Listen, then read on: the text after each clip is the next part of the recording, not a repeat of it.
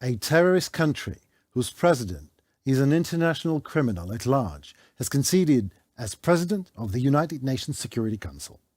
Afternoon, this is Henry Keane on your ATV channel, giving you a hard truth in easy terms for the whole free world directly from Ukraine.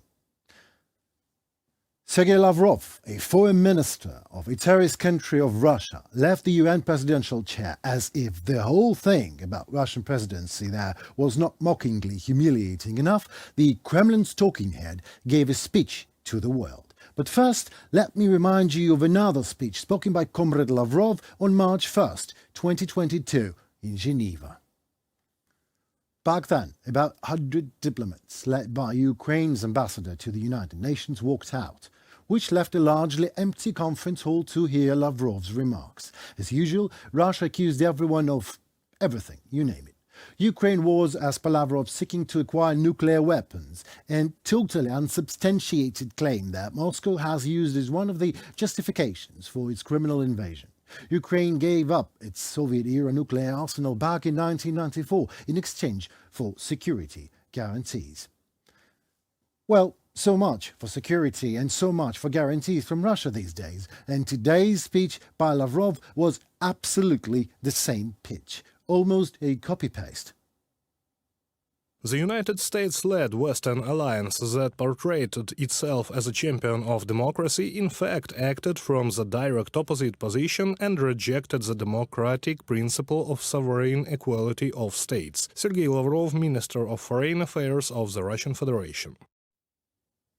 You know, I could have been explaining what Lavrov said in his speech and why, but what we really should be doing, dear world, to grasp what Russia was, is and always will be as a geopolitical entity, we should not be listening to what Kremlin says, but only should be looking at what Kremlin does instead. In easy terms, if one wants to find out which actions are hidden behind the Kremlin's words, while Russia's foreign minister is giving his speeches at the United Nations Human Rights Council, accusing the whole world of cruelty, unjust behavior and abuse against Russia, while listening to all that, here is what one must be looking at. Russia has clearly explained the task that it pursues within the framework of a special military operation to eliminate the threats to our security created by NATO for years directly on our borders, and to protect people who have been deprived of the rights proclaimed by multilateral conventions, to protect them from the publicly declared direct threats of extermination and expulsion from the territories where their ancestors lived for centuries, declared by the Kyiv regime. While Lavrov talked, Russian missile hits civilian building and kills 23 people in the city of Uman in Ukraine. 6 of them were children. And Russian Ministry of Defense is openly acknowledging that they were the targets. You see, every time I look at what these Soviet-Russian leftovers are doing in Ukraine, I think to myself, like, I can't possibly be any more disgusted by them. But the Kremlin never fails to surprise me. And whatever it says in his speeches, it is not only me knowing it's all completely lies. Lavrov's statement was yet another example of his government's duplicity in invading Ukraine. Michelle Taylor, America's ambassador to the Human Rights Council. But it is not just all about duplicity, and not just about his government, or not just about Lavrov, Shoigu, or even Putin. It is about a real Russia, you see? About the Russian Matryoshka doll opened to its last bottom. And what we see on that bottom is the nation that has handed itself to the middle-ranked KGB officer 25 years ago. And today, after a quarter of a century of unlimited and unquestioned power, he becomes someone who changes the national constitution, proclaims himself an emperor, and drags his nation into criminal war, spoiling its national history, abolishing its present, depriving nation of its future. And the hardest truth, in the easiest term, is the Russian nation is okay with it. And this is the reason why all glory goes to Ukraine. What is China for Ukraine? The answer comes directly from the answer to another question, what China is for Russia. China meets Ukraine, for now only in a telephone conversation. Still, it is a great breakthrough. First Secretary Xi Jinping on Wednesday reassured President Zelensky that Beijing would not add fuel to the fire of the war in Ukraine and insisted the time was ripe to resolve the crisis politically. While, as reported by the state's Xinhua news agency, Xi Jinping's remarks made no specific reference to international fears that China could send arms to Russia's invading forces in Ukraine, his words, undoubtedly, will be read as a signal that Beijing won't give direct military assistance to Russian President Vladimir Putin. I spoke with the leader of China today. It was a long and quite rational conversation. It is usually said that such conversations open up opportunities. Now there is an opportunity to give new impetus to our relations, Ukraine and China. The call came just days after China's ambassador to France, Liu Shaye, made an explosive remark during a TV interview saying former Soviet countries have no effective status in international law and disputed Ukraine's sovereignty over Crimea, causing an international uproar and forcing Beijing to disavow him in an effort to mend ties with Europe. Xi's call that lasted an hour really is a good sign and at least can ease the tension between China and the West over Beijing's precarious position, which has been largely in favor of Putin. Russian Foreign Minister spokeswoman Maria Zakharova said Moscow saw broad concord with China's approach, but said the main barrier is Kyiv's unrealistic demands, while Moscow's own demands include, of course, recognition of its annexation of swathes of Ukrainian territory, including Crimea, which was invaded in 2014. And while the war rages on in Ukraine, China still prefers to call it a crisis. China is neither the creator nor a party to the Ukraine crisis. As a permanent member of the UN Security Council and a responsible great power, we would not watch idly by, we would not add fuel to the fire, and above all, we would not profiteer from this. Xi Jinping, General Secretary of the Chinese Communist Party. Which is not exactly true, or better said, exactly not true. If anything is absolutely clear about China these days, the country is getting huge extra profits by squeezing oil juices out of Russia. This might be looking good, but in fact is bad for Ukraine. I mean, who would ever refuse a cash cow, even if it moves in Russian? I believe that it is in China's interest to prolong the status quo, because it can push Russia to a number of concessions. It is also good for China that the West is probably becoming a little bit weaker by supporting Ukraine. Petr Pavel, president of the Czech Republic, in an interview with Politico. While China's previous 12-point plan to end the war has been widely criticized by Ukraine and the West as it fails to offer clear plans for Ukraine's future security or for territories seized by Russia and includes a proposal for unilateral sanctions to be dropped, White House spokesman John Kirby welcomed the fact of the phone call between Ukraine and China as a good thing, but said it was too early to know whether it would really lead to some sort of meaningful peaceful movement or plan or proposal. Є можливість застосувати політичний вплив Китаю, щоб повернути There is an opportunity to use China's political influence to restore the strength of the principles and rules on which peace should be based. Ukraine and China, as well as the vast majority of the world, are equally interested in the strength of the sovereignty of nations and territorial integrity, in compliance with the main security rules, in particular the inadmissibility of threats with nuclear weapons and the proliferation of nuclear weapons in the world. The whole world, Russia, China, the United States, and what about us, Ukraine? One thing can be said. Of course, peace. Of course, no appeasement. A just thing instead of a justification. A new future for independent and free Ukraine, what we need instead of the dark past and degradation imposed by Russia. And Ukraine instead is all about the development and human values. What I mean, it is quite simple actually to make such a choice when you are left with not much of any other. And to win the war and thrive is all there is in terms of Ukrainian societal choice.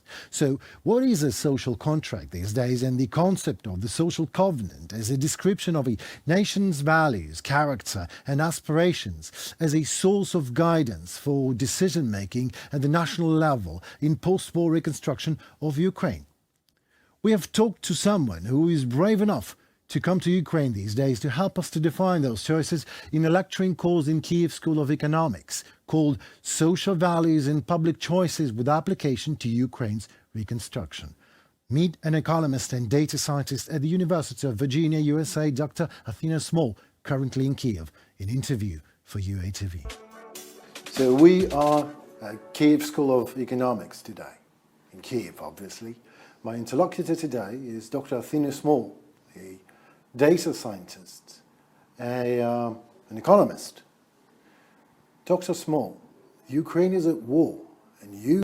How does it confront, the name of the course is Social Values and Public Choices. Right. So it's how, what I'm increasingly interested in is how, I believe that as well.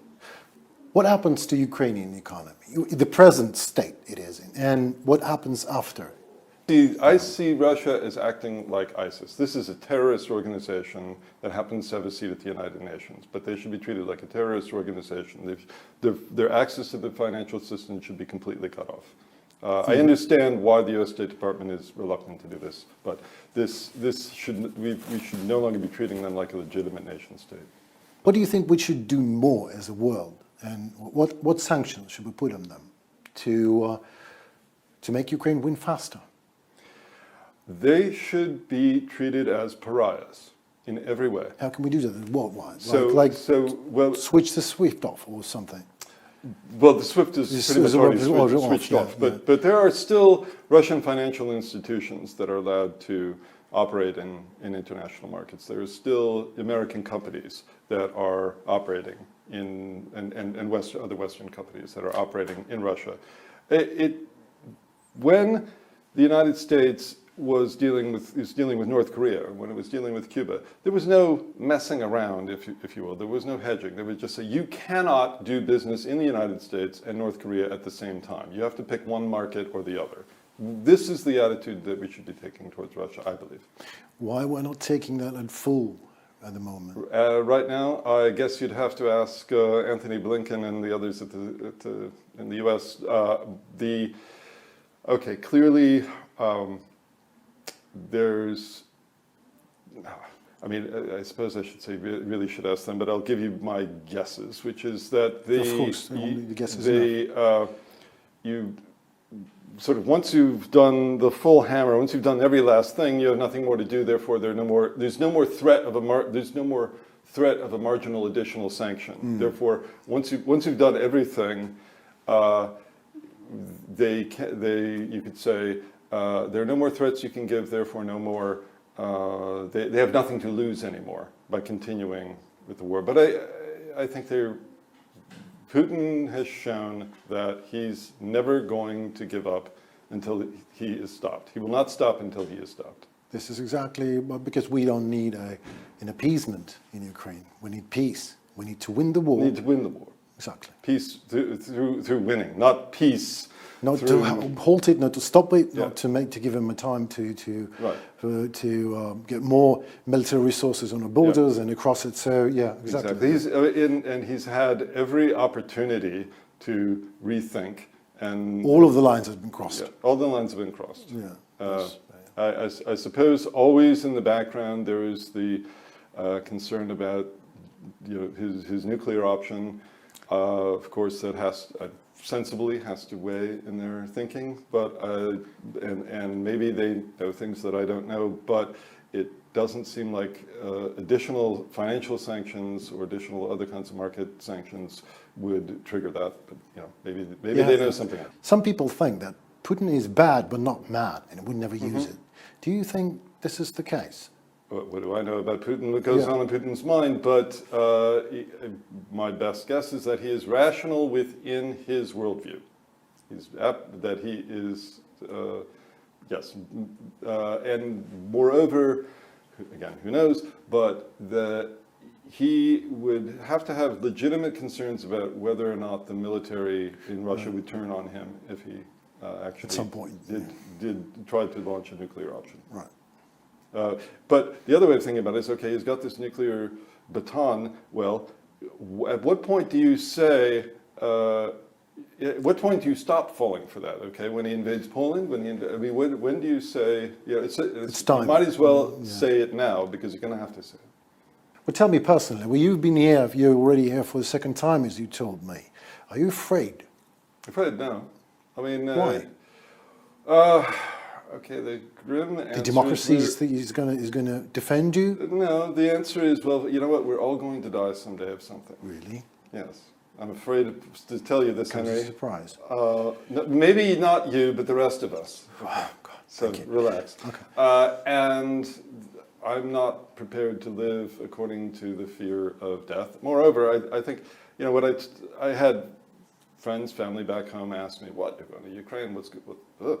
And I said, look, I think about this rationally, realistically. You would have to have very, very, very bad luck to be in the one building in Kiev that the bomb falls on. I don't think that this is, at the risks that I'm taking, they may be real, but they're not out of line with risks that I take routinely in the rest of my life. What's the motivation for the foreign companies and for the Ukrainians that have fled the country to return home? Is that only economical boom, or this is a public choice? This is both an individual and a public choice, but clearly, you know, it's the same thing that motivates people in lots of places around the world. You know, Mexicans who come to the U.S. and some come home, some don't. There is a real concern that the longer the war drags on, more Ukrainians will establish themselves. They'll have lives that they've built, jobs and housing and so on, and that fewer will come home. So that's another reason to end the war as quickly as possible. But ultimately, of course, these will be personal choices. As I suggested, joining the European Union will create a lot of economic opportunities, and particularly opportunities for those who can act as in these bridging roles, who have one foot in Ukraine and one foot in the EU. There'll be a lot of opportunities for them, and there may be a style of living, of migration that involves less, not just being in strictly one country or the other, but playing these bridging roles. Right. And that may actually be extremely valuable for Ukraine's integration into the EU. What will bring them back will be, of course, a combination of their economic opportunities and their pull towards home. But I think both of those there'll be a lot of opportunities in the coming decade after the war is over. Thank you very much. You're a lovely guest. Well, it's so lovely to be here. Thank you. And now, MORE, Minute of Righteous Explanation. More on UATV. When you ask and we answer. One of the most interesting questions was voiced by Rob Lynn. What would life be like for Ukrainians living under Putin's rule? Dear Rob Lynn, and all the others who ask themselves this, by all means intriguing questions, there are two versions of answer to it, the short and the long one. The short version consists of only one word, butcher. This is what life would be under Putin's rule. The second answer requires some explanation, though. There is no life under Putin's rule, you see. No, I'm not exaggerating at all. Because life means development, movement forward. There is no development or movement any forward under Putin, except for one thing, the development of an uncontrolled malignant tumor of autocracy, dictatorial habits, repressions against all and any free mind. Dear world, meet Alexander Karamurza. He was sentenced to 25 years in prison under Putin's rule. Only think about it, a Russian citizen who dared to resist Putin was sentenced to a quarter-century long prison term. Considering that draconian cruelty of Putin and pathological fear of any opposition to his power, anything at all that can even hypothetically endanger his usurped throne and any at all free-minded spirit and freedom, which are exactly national Ukrainian traits, what can we Ukrainians or any other nation of the world expect under Putin's rule? Death, violence, torture, genocide, children abduction, war. Exactly what Putin brought to Ukraine already. Of course, Putin has a justification for all of that. I mean, no dictator calls himself a dictator, right? No dictator ever says, I am a dictator, I rob my nation, kill my people, and will do whatever it takes to remain in power. A genocidal warfare against neighboring country will also do just fine. No, here is what dictators do. In an attempt to look legit, dictators rewrite the constitution and disguise it under the will of nation. Dictators hire domestic seat warmers, in fact remaining in full power and control.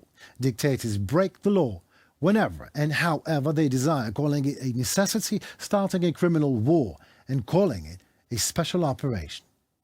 But all any dictator in the history of humankind ever did, really, falls precisely under the overview of impeachable offenses of Article 2, Section 4 of the U.S. Constitution. The President, Vice President, and all civil officers of the United States shall be removed from office on impeachment for and conviction of treason, bribery, or other high crimes and misdemeanors.